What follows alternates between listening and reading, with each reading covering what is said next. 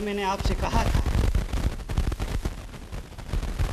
कि किसी गरीब की हाय जीवन को तबाह कर दिया करती है।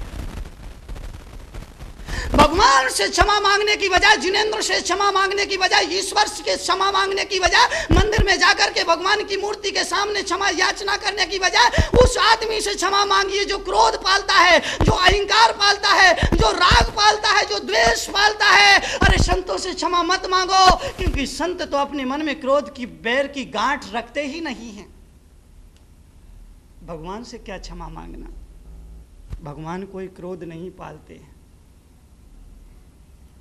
भगवान कोई क्रोध की गांठ बांध करके अपने मन में नहीं रखते हैं।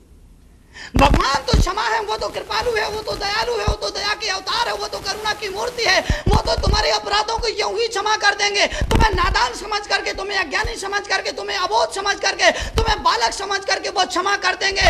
इसीलिए गुरु से क्षमा मत मांगो, इसीलिए संत से क्षमा मत मांगो, इसीलिए भगवान से क्षमा मत मांगो। अगर क्षमा मांगना है तो उस आदमी से क्षमा मांगो जो कसाय पालता है, जो द्वेष रखता है, जो राग रखता है, जो बैर पालता है। उस आदमी से क्षमा मांगना चाहिए। मैंने कहा कि क्रोध दो तरह का होता है। एक तो वो अंदर ही अंदर आदमी के मन में क्रोध उबलता है, फूट पड़ता है, खत्म हो गए। वो क्रोध खतरनाक नहीं होता है, लेकिन वह क्रोध बहुत खतरनाक होता है जो अंदर ही अंदर घुटा हुआ होता है। घुटा हुआ क्रोध खतरनाक हुआ करता है। गरीब का, नौकर का, सेवक का, चपरासी का, दीनहीन का, असहाय आदमी का क्रोध घुटा हुआ क्रोध होता है, क्योंकि वो तुम पर अपना क्रोध तो निकाल नहीं पाता है, अंदर ही अंदर घुटता रहता है।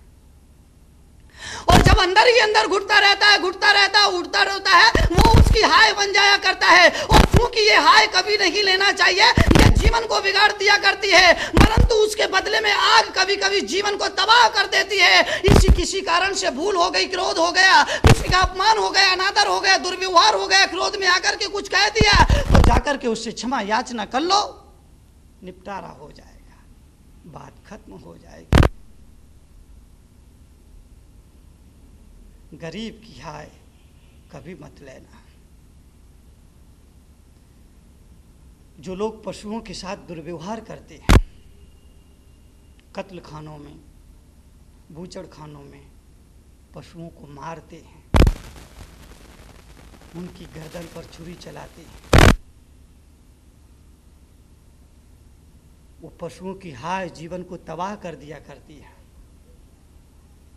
एक मूक आशीष हुआ करता है और एक मूक अभिशाप हुआ करता है। पशुओं का मूक आशीष भी मिलता है और मूक अभिशाप भी मिलता है, लेकिन उस मूक आशीष की वजह वो मूक अभिशाप ज्यादा प्रभावशील होता है, वो ज्यादा तेज हुआ करता है, वो जीवन के साथ वो जीवन को खिलवाड़ बना दिया करता है, वो जीवन को नष्ट कर दिया करता है।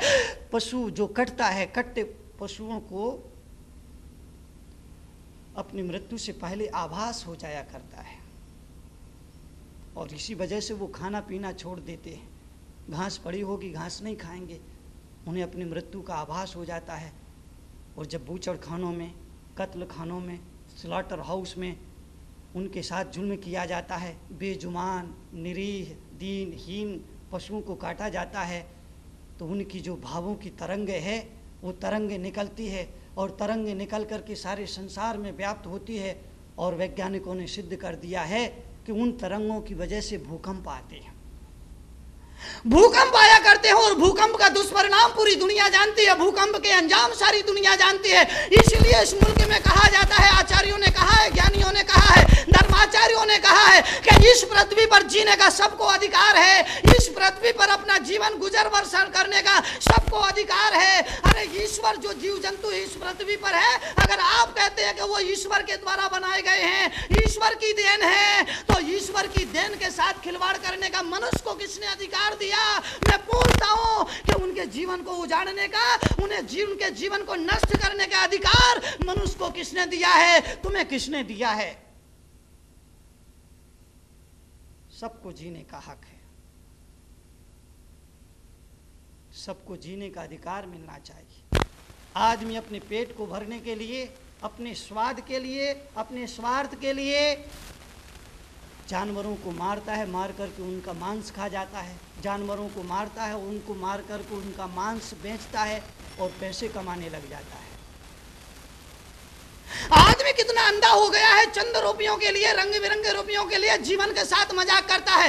याद रखना, हमेशा ही याद रखना कि आदमी किसी जानवर की हत्या नहीं कर रहा है, वो अपने आप की हत्या कर रहा है। आदमी किसी और को नहीं मार रहा है, वो अपने आप को मार रहा है। भगवान महावीर ने कहा है कि तुम दूसरों को नहीं मार रहे हो, बल्कि तुम अपने आप को मार रहे हो। किसी दूसरे की हत्या नहीं कर रहे हो, बल्कि अपने आप की हत्या कर रहे हो। क्योंकि इस दुनिया का नियम है, यहाँ आदमी जैसा करता है वैसा पाता है, जो बोता है वही काटता है। आज जैसा व्यवहार तुम दूसरों के साथ करोगे, कल वैसा ही व्यवहार तुम्हारे साथ किया जाएगा। अगर आदमी आज अपने स्वाद के लिए, अपने पेट भरने के लिए दूसरे के पेट को काटता है, अपने जीवन को बनाने के लिए दूसरे के जीवन को उजाड़ता है, अपने घर को सजाने के लिए दूसरे के घर की रौनक को खत्म करता है, तो कल ये उसके साथ दुर्व्यवहार किया जाएगा। यही दुर्व्यवहार, यही सलूक कर उस आदमी के साथ किया जाएगा। इसलिए अहिंसा परमो धर्म का जो सिद्धांत है वो दुनिया का सबसे बड़ा सिद्धांत है, और ये दुनिया अहिंसा के सिद्धांत से ही चल रही है। एक व्यक्ति ने मुझसे पूछा कि मुझे जैनों की और तो सब बात समझ में आती है, लेकिन ये अहिंसा समझ में नहीं आती है, क्या है यह जैनों की अहिंसा? मैंने कहा पहले तो आप ये मत बोलिए कि जैनों की अहिंसा, अहिंसा जैनों की बपौती नहीं है, और महावीर जैनों की पैतृक संपत्ति नहीं है।